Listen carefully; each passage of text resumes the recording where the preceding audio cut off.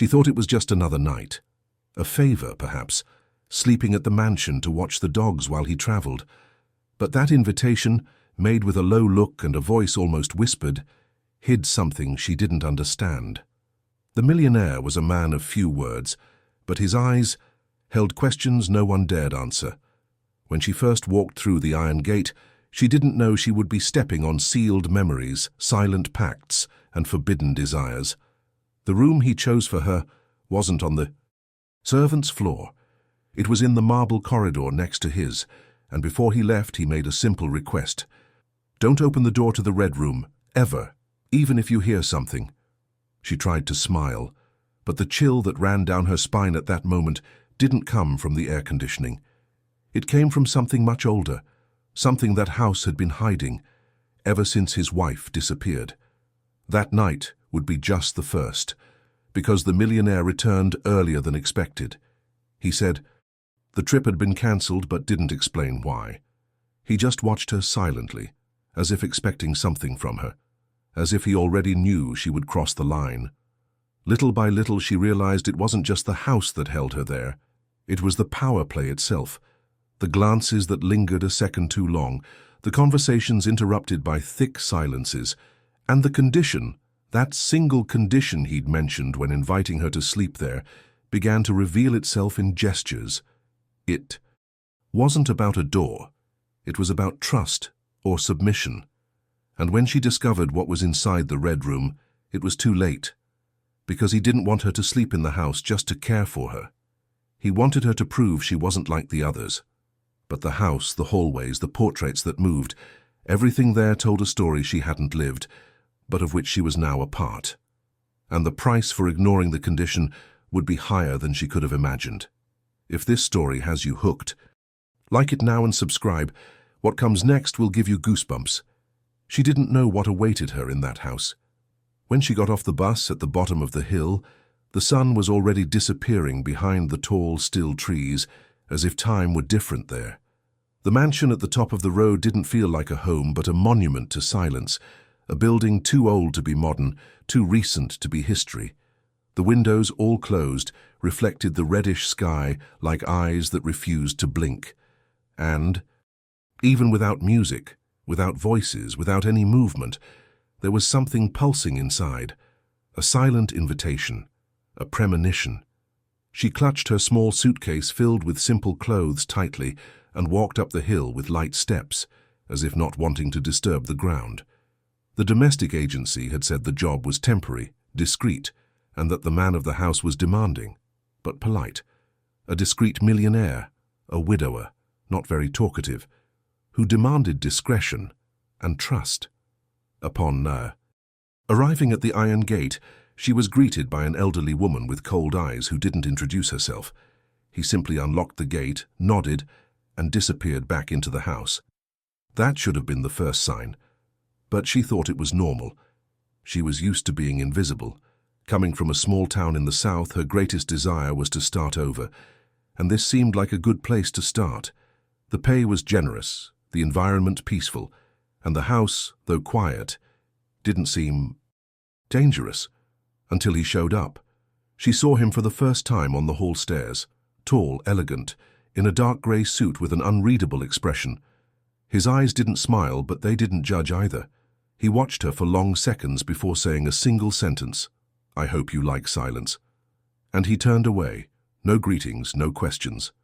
She simply nodded, trying to hide the tension building in her chest. As the days passed, she learned the house's schedule, the routine of the hallways, and the corners that should never be cleaned, the rooms that were always closed. No one explained anything to her. Only the cleaning lady came once a week, without exchanging a word.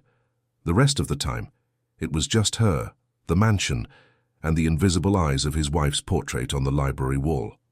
A portrait of a serene woman dressed in white, seated at the piano. The only color in the image was her red lipstick, identical to the one on the piano lid, which, strangely, was never opened. One night, as she finished clearing the wineglasses from dinner, he looked at her over his glasses and said, in the same neutral voice as always, "You can sleep here tonight if you like. It's safer than coming back alone at night." But there's one condition. She stopped in the middle of the room. The silence grew thicker. You can't open the red room, or look, or ask about it. And then, as if nothing had been said, he went back to his wine. She tried to laugh. She thought he was joking.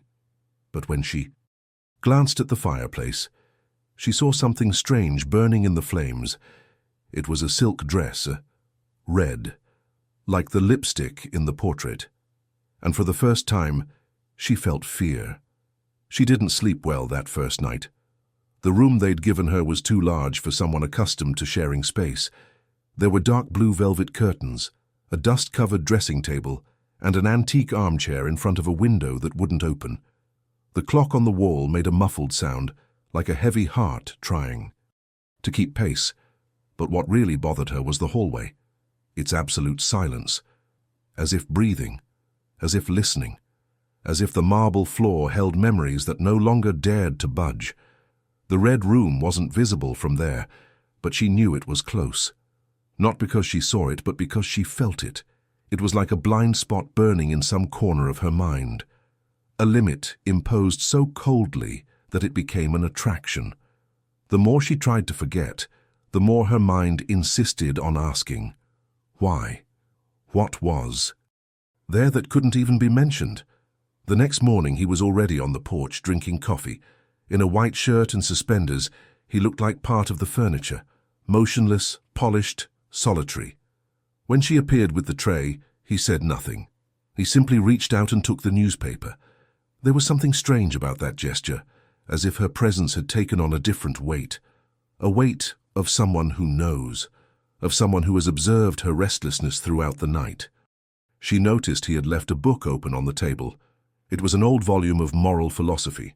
In the corner of the page, a pencil note, "Obedience cannot be tested without creating desire." She didn't understand what that meant, but she sensed the phrase wasn't there by chance. The days passed, and with them came small changes. He began to appear in the same places as her, even after hours. He'd suddenly appear in the library when she was cleaning the shelves, or in the kitchen just to get a glass of water, and always with a look that didn't seek conversation. It sought a reaction, as if waiting for her to break the rule, to look, to ask a question. But she remained silent, even when everything around her seemed to force her to speak. One afternoon, as she climbed the stairs to change the sheets in the upstairs bedrooms, she noticed a half-open door at the end of the hallway. She'd never noticed that door before.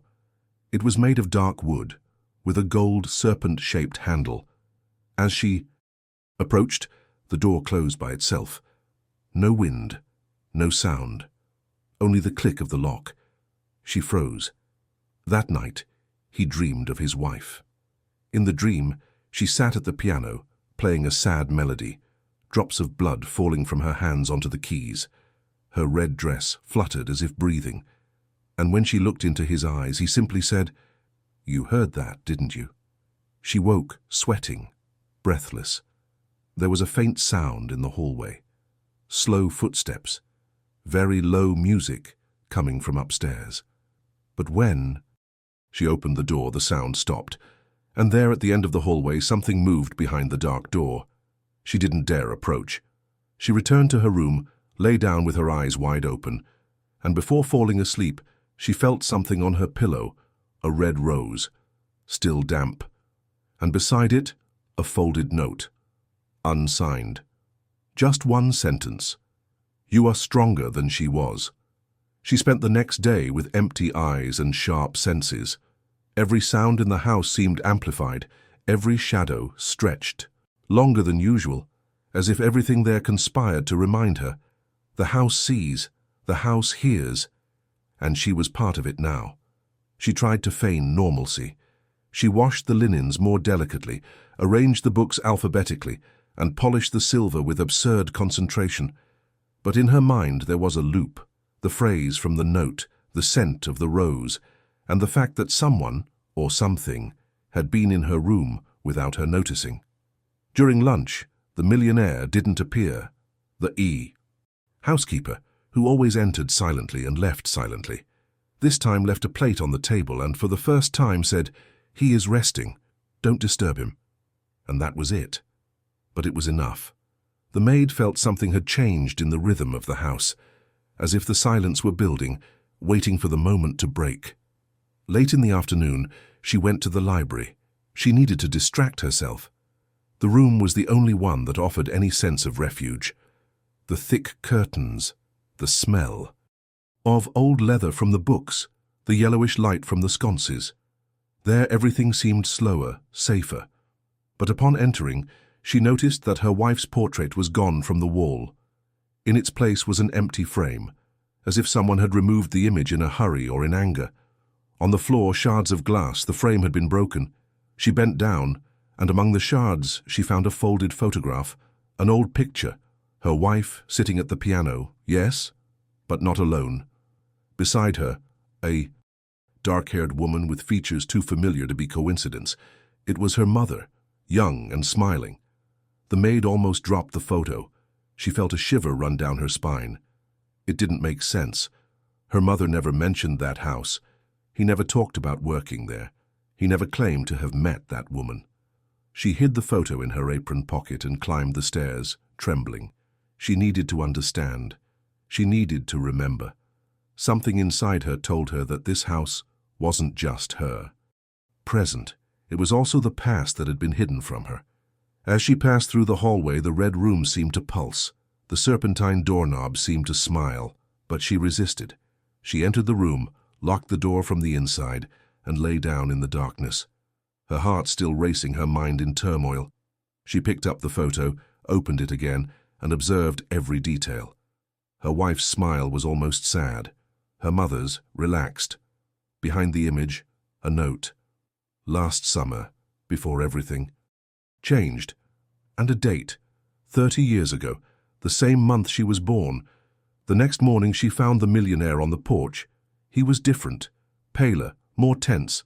Seeing her, he smiled with his eyes, as if knowing something, and then he spoke, for the first time in an intimate tone. She was curious too, like you. The sentence hit her like a punch in the chest. Who are you talking about? She asked, trying to remain calm. He didn't answer. He simply stood, picked up his teacup, and before entering said, The walls have memories, but they only tell what they want. And he disappeared into the house. She stood there, alone, staring at the empty chair, the steam from the cup still rising into the air. The breeze brought a light sound from the piano, even though the lid was closed.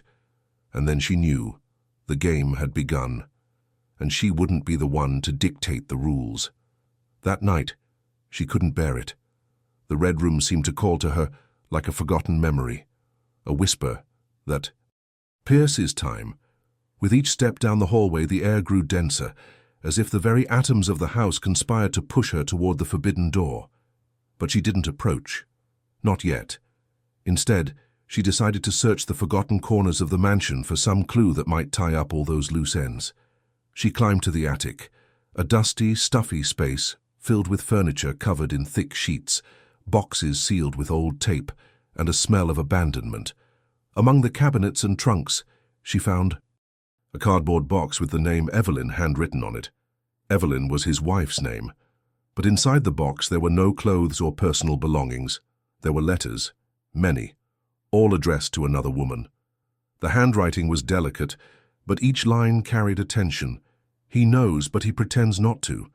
Last night I heard the key turn outside. He locks me in here when he sleeps. In another, if I disappear, tell her it's not her fault. And then, in one of the last, the daughter was born. He says she's not his, but she has the same eyes. She stopped. The blood seemed to drain from her face. It was impossible. Her mother had never mentioned another man, nor a painful past, but the dates matched. The letters were from before her birth. And the handwriting, yes, now made sense. It was the same as the one in the old diary her mother kept hidden behind the Bible at home. Evelyn knew. She knew something no one had told her, and she knew about her daughter. The maid descended the stairs as if carrying a corpse on her shoulders. She felt like the floor might give way at any moment, but it didn't. The house wanted her to know, wanted her to see. And the next day, when she went into the living room to put away the books, he was waiting for her. sitting in the armchair with a music box in his hands. As she turned the key, a soft melody began to play. It was the same one from the dream, the same melody bleeding into Evelyn's hands in her nightly memory. He looked at her, as if already knowing what had been read, and asked, "Do you believe that blood has memory?" She didn't answer, but he felt a tremor in his stomach, as if his entire body were about to recall something his mind still refused. He continued, "Some people think the past can be buried, that all it takes is closing a door to seal everything that happened there. But what if the door is red?" His smile was like someone playing chess with ghosts, and in that moment, she understood that nothing was coincidence anymore. She hadn't been hired by chance. She had been called, chosen, as part of a cycle that needed to repeat itself. But why? That night, she couldn't sleep, and as if driven by a force she couldn't control, she got up and walked down the dark hallway until she stopped in front of the red door. She touched the cold, serpent-shaped knob. It didn't turn. It was locked. But the wood seemed to breathe. She put her ear to it. Nothing. But as she turned to go back, a muffled sound leaked from under the door. 3 knocks, sharp, precise, like a code, like a warning. She ran back to her room. She locked herself in, but she knew there was no going back. The door had answered, and now, whatever was inside, it also knew who she was. The next morning there was a new flower on her pillow. It was no longer a red rose. It was a white orchid, almost translucent, with a small black ribbon tied to the stem. She didn't understand its meaning, but the gesture carried something ceremonial. The flower's delicacy contrasted with the tension in the air. When she went down to the kitchen, she found an envelope on the counter. No name, just a symbol, the snake from the red bedroom doorknob drawn in graphite. Inside, an antique key and a phrase written on a stiff card. Truth has a price, but silence sometimes costs more. She turned the card between her fingers, trying to figure out if it was a provocation, an invitation, or an ultimatum. And then she realized the game had changed. Now the choice was hers. She pocketed the key and spent the day in silence. She said nothing to the housekeeper, who maintained her ritual of lowered glances and light footsteps.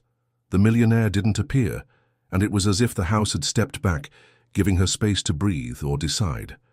At night she lay staring at the ceiling, feeling the pressure of choice weigh like an invisible hand on her chest. And then, when the clock struck 2 in the morning, she got up. The house was quiet but not asleep.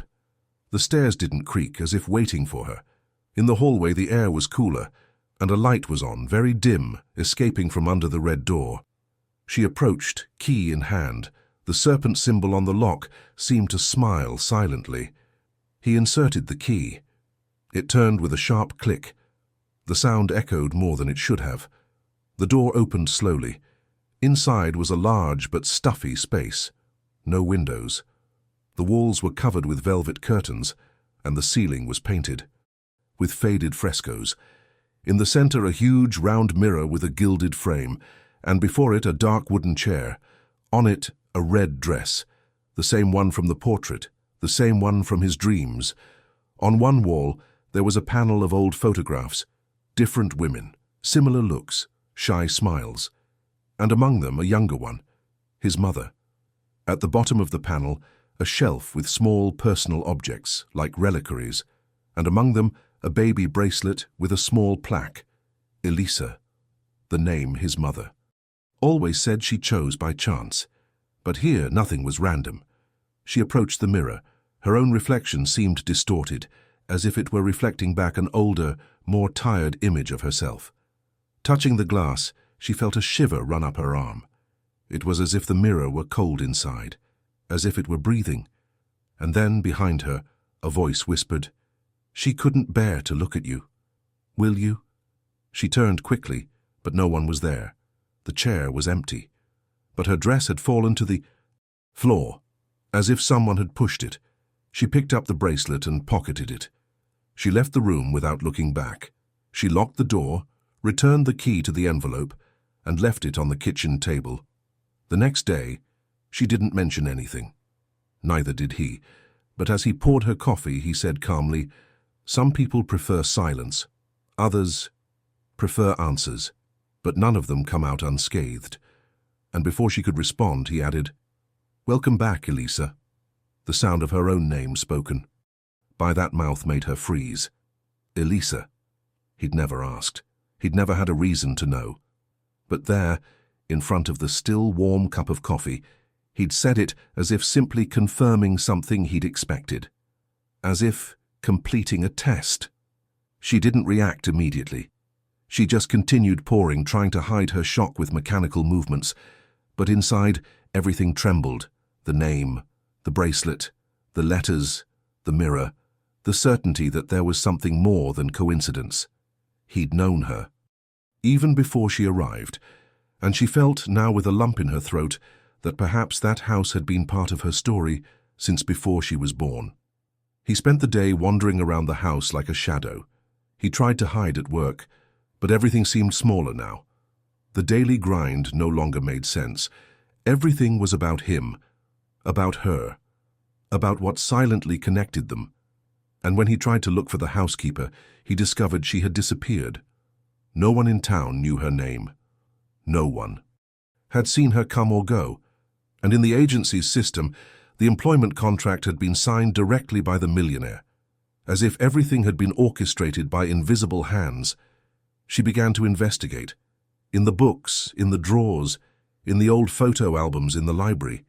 She discovered a locked album, hidden behind the bookshelf, with pictures of formal parties, fake smiles, and glances that avoided the camera. Evelyn appeared in several of them, always with the same serene, distant expression. On one of the last pages, a photo almost took her breath away. Evelyn, pregnant, holding hands with a woman in a blue dress, her mother. The caption was just 2 words written in pen, intertwined, chosen. This was more than friendship. It was complicity. It was an alliance. But why? Late that afternoon, as she closed the windows in the north wing of the house, she found a half-open door she'd never seen before. A small room with white walls, where there was only a chair, a table, and an old television. On the table, a remote control and a cassette tape. Beside the television, a handwritten note, "When you're ready." She sat down, swallowed hard, put the tape in the player, and pressed play. The image was grainy. The video showed Evelyn, sitting in front of the mirror, dressed in white. She spoke calmly, as if she knew someone would watch this in the future. "If you're seeing this, it's because you've come this far. I tried. I tried to break the cycle, but it's stronger. It doesn't want love. It wants repetition. It wants control. It wants the pain to live on." Evelyn paused, looked directly into the camera, and concluded, "But if you were her daughter, maybe you'd have the courage I didn't." She turned off the set and stood there, motionless, for long minutes. The certainty now was cruel. She was part of something that began even before her birth. Her mother had been trapped there too, perhaps as a victim, perhaps as an accomplice, but somehow connected to that house, to that man, to that red room that looked more like an altar. As she left the room, the television turned on by itself. The screen showed only a frozen image, a portrait of her, not Evelyn, not her mother, her, taken from above, from the room where she slept. She ran. She locked herself in. She cried silently. But she knew she was trapped, and that now, even if she wanted to escape, something inside her had to stay. She needed to understand. She needed to confront it. Dawn arrived, with a thick mist covering the garden like a blanket of silence. The house seemed even more isolated from the world, as if it had been displaced from reality during the night. She woke, unsure if she had slept or simply passed out. Her mind was scrambled, her heart restless. The echo of the image on the television still lingered. Her face, captured from above, watched as she slept. The question that hurt most was simple. For how long? And why? She descended slowly. With each step, she felt herself getting closer not only to the living room, but to a truth she could no longer avoid. She found him in the library, sitting in the same armchair with the same newspaper he leafed through every morning, but this time without a single page turned. He wasn't reading, he was waiting. And when he saw her, he didn't say good morning. He simply folded the newspaper calmly, placed it on the table, and asked, without looking up, "Did you see?" She nodded, voiceless. He then stood, approached, slowly, and stopped a few inches from her. His scent was the same, wood, smoke, and something undefined. But his voice was lower now, almost intimate. "There are things that can't be undone, Elisa, only repeated. What do you think your mother did when she realized?" She didn't answer. But he understood the silence. He lightly touched her chin with his cool fingers and continued. She also thought she could change the course. That love would save. That running away would solve the problem. But running away doesn't erase the origin. It only postpones the inheritance. The word echoed inside her like a muffled scream. Inheritance. This wasn't about love. It never was. It was about legacy, about control, about repeating stories until someone accepted the role written for her. She walked away slowly as if leaving were possible. He just watched, without anger, without haste, like someone who already knows the ending and just waits for the script to be fulfilled. That afternoon, she returned to the attic. She needed to find something to break the cycle, some piece her mother might have left behind. She rummaged through the oldest boxes, opened locked trunks, sifted through musty papers and nameless objects, until she found, between two floorboards, a small carved wooden box. Inside was a smaller cassette tape with a handwritten label, "For Elisa, when I find out." Her hands were shaking. There was no player to play it. She ran downstairs. She searched the entire house. Until, in the red room on the dressing table, she found an old tape recorder. She inserted the tape. The sound crackled, and then her mother's voice filled the room. Quiet, but firm. "Daughter, if you're hearing this, it's because he did to you what he did to me. He chooses us, he molds us, he traps us. But I found a way out, I just didn't have time to use it." The voice pauses, and then continues, with more urgency. "There is a key, not a door key, but a real one. It's in the diary. Evelyn's. Diary, read it. He doesn't read it. He fears what's in there." She stopped the recording. The diary, she'd seen a red leather-bound book before, maybe in the red room. He ran back. He searched every corner, and found it, behind the mirror, in a secret drawer, an aged notebook with the initial E emblazoned in gold on the cover. When she opened it, the words burst out like pent-up truths. Evelyn recounted everything, the forced marriage, the manipulations, the nighttime conversations with Elisa's mother, the pregnancy, the suspicion that the child she was carrying wasn't hers, but Evelyn's, an experiment in control, in total domination. And the worst part, Evelyn knew she would be replaced, that one day her daughter would return, and that he would try to do the same again. As she closed the diary, Elisa felt a lump rise in her throat. She wasn't just a child of pain, she was a child of the cycle.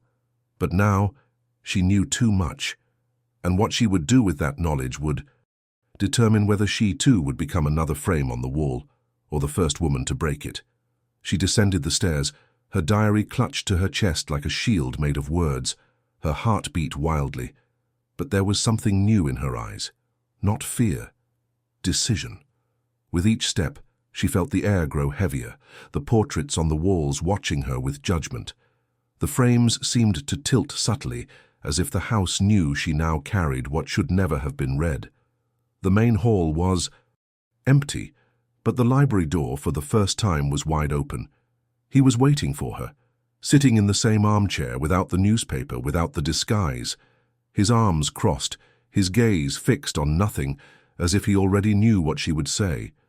She entered without asking permission. She placed the diary on the coffee table.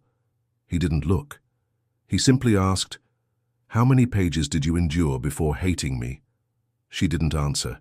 She knew he thrived on confrontation, on imbalance. And so he remained silent. Then he stood up, slowly, and walked toward her. "You have her eyes, you know." She felt a shiver. She didn't want to hear that. "Which one?" he asked. He smiled. Of all of them. The sentence hung in the air like the smoke of a candle about to go out. She recoiled. She knew he was testing her limits, as he always had. But now, something was different. She was no longer a piece on the board. She was someone who had seen the whole map, who knew the rules, and could, perhaps, change them. You built all this to repeat stories that made you feel alive. But what inhabits this house isn't life. It's ruin. He looked at her with suppressed anger, a barely perceptible tremor in his jaw. You think you can break something that was made before you were even born? She took the diary back, looked at it fondly, and then said, You wronged me. I'm not your daughter. I'm the end of your line. And she left. She ran upstairs. She entered the red room. She closed the door and turned the key from inside. She grabbed the gilded mirror and with a candlestick shattered it. The shards of glass reflected her face, cut by the light, but serene. Behind the mirror, a compartment. Inside, a sealed tape. And in it, Evelyn's last recording. She had no device to listen to it, but she knew it contained a final confession, something that could end him, something that might save other women from experiencing that again. With the tape hidden in her coat and the diary in her bag, she went to the old telephone in the hall and dialed a number. The only number she remembered by heart, her mother's sister's. The woman answered with a slurred voice, but upon hearing the name Elisa, she fell silent. Elisa simply said, Auntie, I'm in the house. The same one. I know everything and I need to leave. Her aunt was silent for several seconds. Then she replied, Get the music box. The one on the piano. Take it with you. It's the key. Elisa hung up, not understanding, but followed. Her instinct. She ran to the music room, opened the piano's lid, the same one from the photo, the same one from the dream, and there it was. The dark wooden music box, carved with the serpent symbol. As she turned the small crank, Evelyn's melody began to play. But beside her, a creaking sound came from the wall next door.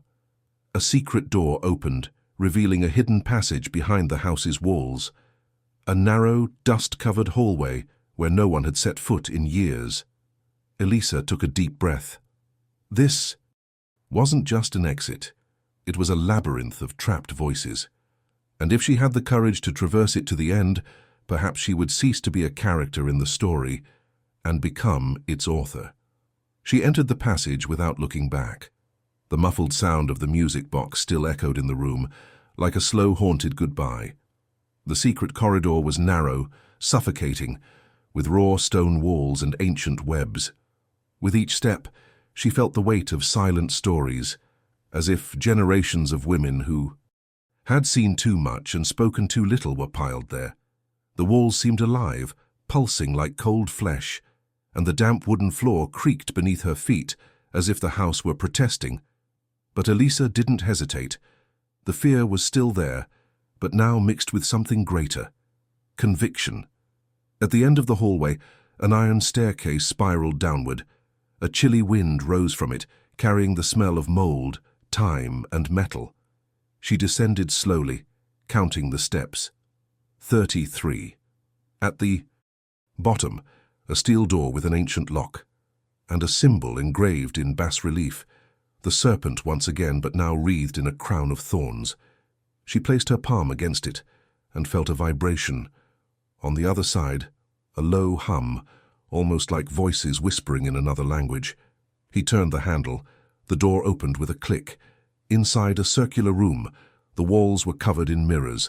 In the center, a chair, and beside it, an old projector with a tape inserted.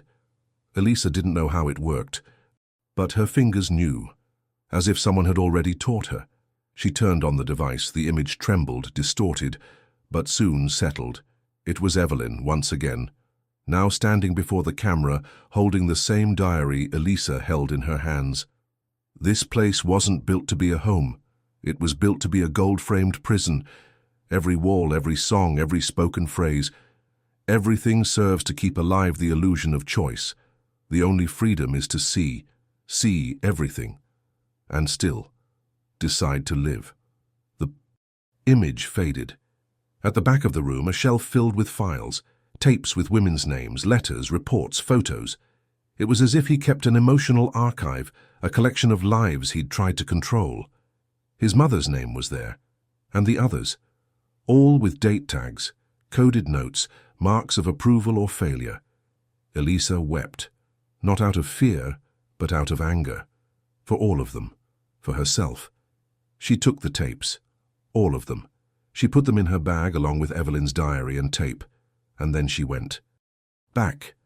She climbed the stairs, her knees trembling and her chest burning. The hallway seemed shorter now, lighter, but when she emerged from the passage, she found him waiting. Standing before the fireplace, he said nothing, just watched. His eyes held the same old gleam, but now wounded. As if he understood she'd broken something he couldn't rebuild. "You came down then," he murmured. "You saw what you shouldn't have." Elisa clutched her bag tightly. "It wasn't the first time I've seen it. It was just the first time I decided to react." He smiled with a corner of contempt. "And what are you going to do with it, Elisa? Scream? Report it? Burn it all?" She approached slowly. She looked into his eyes and replied, "No, I will remember, and make the world remember," and left. But before crossing the threshold, she took one last look at Evelyn's portrait, which had been re-hung. Only now, something was different. In the background, very subtly, a girl's silhouette was reflected in the piano mirror, as if she had always been there, as if Evelyn knew that a part of her would return one day to finish what she couldn't. The next night fell with a false calm. The house was silent, but there was something different about that silence. It was no longer the absence of sounds, but the presence of a contained breath, as if the walls were waiting. Elisa didn't sleep. She sat in the bedroom armchair with her bag on her lap, holding the diary, the ribbons, and the bracelet bearing her name. She spent hours rereading each page Evelyn had written, listening repeatedly to her mother's voice in the hidden recording, trying to mend the gaps that still remained in her memory. She understood now that what he did wasn't just with the women in the house, it was with their history, with the image he shaped. He chose, erased, reconstructed, and he called it love. At dawn, a storm covered the sky. The windows rattled loudly. The mansion trembled subtly with each clap of thunder. It was then that she knew. It would be that day, the end of everything, or a repeat. She descended the stairs with determined steps. She found him in the music room, standing beside the closed piano. He said nothing. He simply placed on the piano a wooden box identical to the one she had found earlier, but this one was empty. "Mine is with you. Now you decide what stays and what burns," he said, with the serenity of a man who has already accepted his own fate. "I built all this, so I wouldn't forget. But it seems the only way to remember is to let go." She approached, looked into his eyes, and saw for the first time emptiness. No power, no anger. Just a hole opened by loss. He was a man who couldn't bear being abandoned, and so he trapped the memories, so he wouldn't be forgotten. But to do so he transformed lives into pieces, stories into frames, love into an algorithm. Elisa took the box, placing inside it only the tape with her mother's voice and the bracelet with her name. "The rest belongs to me," she said. "The rest I will tell, not to punish you, but to free those who can still be saved." He nodded, without fighting, without trying to stop her, as if he'd known from the start that she would be the last. "Your mother said that too, but then he came back." Elisa didn't answer. She just left. But as she crossed the main door, she heard something strange, a high-pitched, distant sound like a wail. She turned and saw the mansion beginning to darken, lights flickering, Evelyn's portrait swaying on the wall, and then the library floor creaked, as if something down below was giving way. She ran back inside, but he was gone. The house seemed to crumble silently. Not walls, but symbols.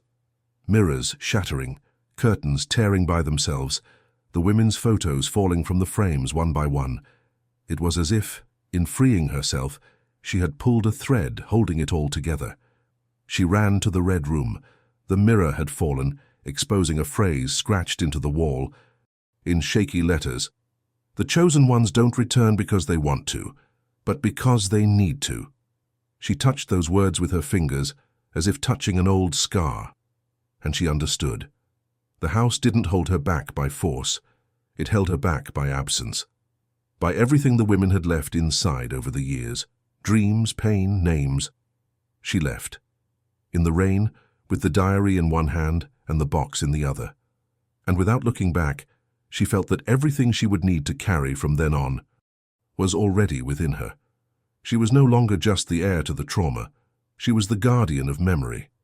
And perhaps finally, the bridge between what was forgotten and what should never be silenced. The following days seemed unreal, as if the world outside that house existed on a different frequency. Elisa was welcomed by her aunt, who waited for her with a knowing look, but marked by an old weariness. On her first night away from the mansion, she slept as if fleeing a nightmare, but woke as if, knowing she still carried its fragments. The mansion hadn't followed her physically, but it had lived long enough within her to leave traces. The man's voice still echoed in broken memories, and Evelyn's eyes appeared every time she closed hers. Yet there was something new in her chest, control. For the first time, she wasn't just reaction, she was decision. Sitting at her aunt's kitchen table, with a cup of tea in her hands and the diary on the table, she began to write. Not as a confession, but as a record. Page after page, she recounted the events that had once crushed her, now with a firm grip. Every name, every detail, every sound of the piano, every smell in the hallway, the weight of the key, the warmth of the music box, everything. Her aunt, silent, read beside her, and at certain moments she took a deep breath, as if reliving memories she had tried to forget. At the end of the first week, her aunt revealed something Elisa didn't yet know.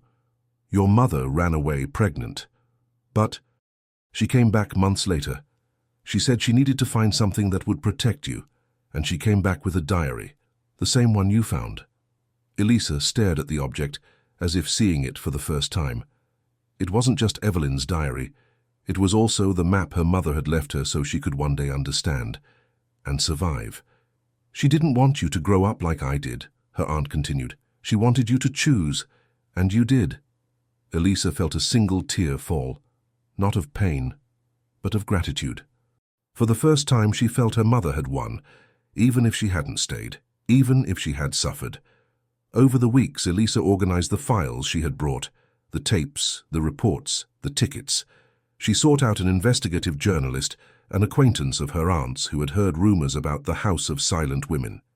She handed over all the material, but without signing.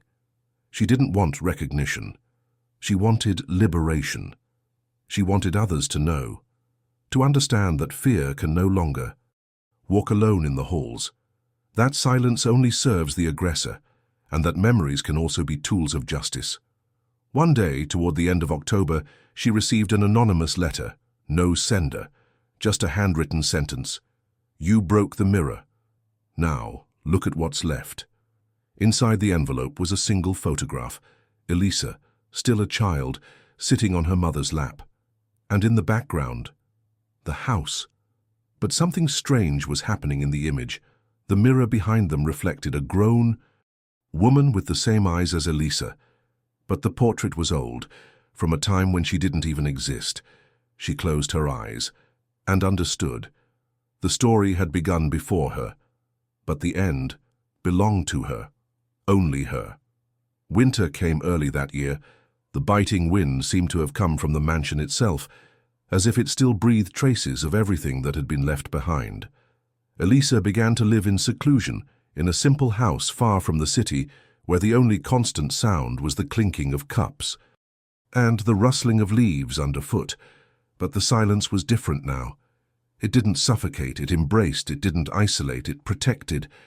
She had discovered there was peace in silence when it wasn't imposed, when it was a choice, and she chose to listen to her own voice.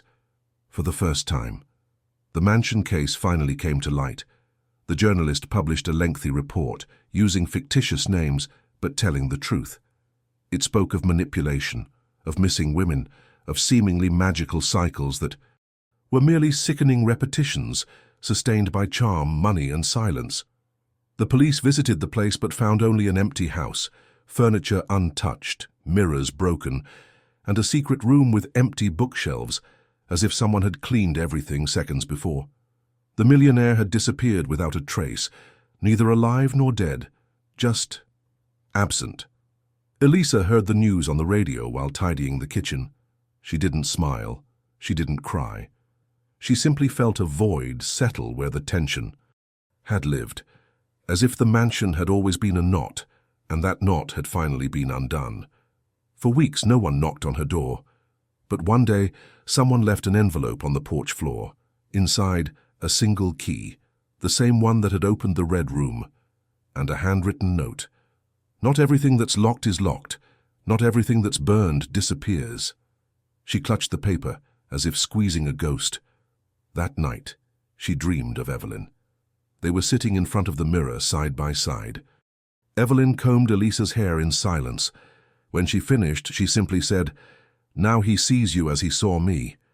But you returned his gaze. Elisa woke with a calm heart. She walked to the fireplace, threw the note and the key into the fire, and watched until everything turned to ash.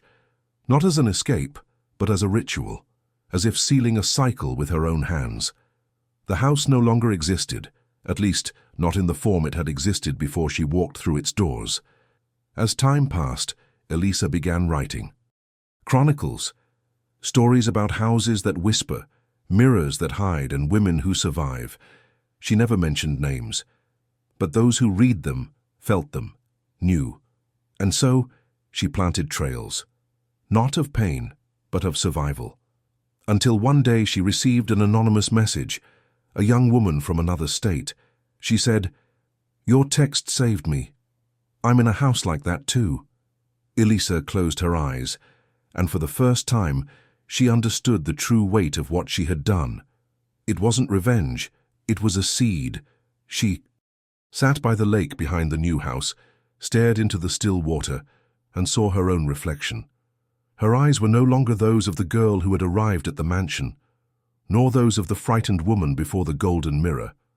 They were those of someone who had seen rock bottom and decided not to be shaped by it. She picked up her pen, opened a new blank page, and wrote at the top, "Not every inheritance is a curse. Some become courage, others a legacy." Then she closed the notebook, looked up at the sky and whispered, "It's over." And indeed, for the first time, it truly was over.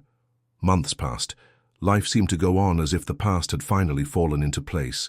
Distant, closed, overcome. Elisa built a new routine, far from the frames, far from the music that haunted the nights, far from the eyes that demanded silence as proof of loyalty. She wrote, a lot. Each line a liberation, each story a small mirror, returning the truth to its reader. She became a faceless voice on a discreet blog, but one that grew every week. Women wrote back, many. Some thanked her, others wept between the lines, but they all felt it, and she knew. Walls can silence mouths, but they can't erase memories. And now, the memories had names, a body, a word. One day, in the middle of autumn, she received an envelope. It had no return address. It was small, sealed with red wax. Inside, a single photograph. She, still a girl, playing with dry leaves in front of a house she didn't immediately recognize. But in the background, among the trees, a shadow, the outline of someone watching, tall, motionless. The features were indistinct, but she knew. It was him, still there, even before everything, even before she remembered. On the back of the photo, a sentence written in pen. The mirror breaks, but the reflection survives. Elisa faced it with a frozen heart, not out of fear, but out of the knowledge that some stories never end, only change form. That man, or what he represented, might never completely disappear, because he wasn't just a name, he was a kind of presence, the archetype of control, of manipulation disguised as protection, of the obsession with shaping lives as if they were paintings to be hung. He could disappear, but his copies still existed, and that was why she wrote. so that whoever read them would recognize the reflection before it was too late. It was then that he decided to return, not as a victim, not as a daughter, but as a witness. He wanted to see with his own eyes what was left of the mansion. He took a bus to the small town, got off on the same slope now covered in dry leaves, and walked to where an iron gate had once stood. Nothing was there, only ruins, chunks of stone covered in vines, broken structures, trees growing where marble had once stood. The house had been swallowed by time, or by itself. As if, without the souvenirs to nourish it, it had rotted from within. Elisa approached the rubble, treading carefully. She recognized the gilded mirror frame broken in half, a piece of velvet curtain, the piano lid cracked, still exuding that bitter smell of wine and old perfume. And there, among the rubble, she found something unexpected, a diary, not Evelyn's, a new one, black-covered, silver-lettered, and on the first page, handwritten in careful script, Elisa's archive. The following pages were blank, as if the house in its final seconds had left a space, not to continue the cycle, but to be rewritten. She sat on a rock, opened the diary, and right there, with the pen she always carried with her, wrote just one line. "I exist outside this story, but I will tell it to those who don't yet know they are inside it." The wind blew hard, scattering the leaves around her as if in secret applause.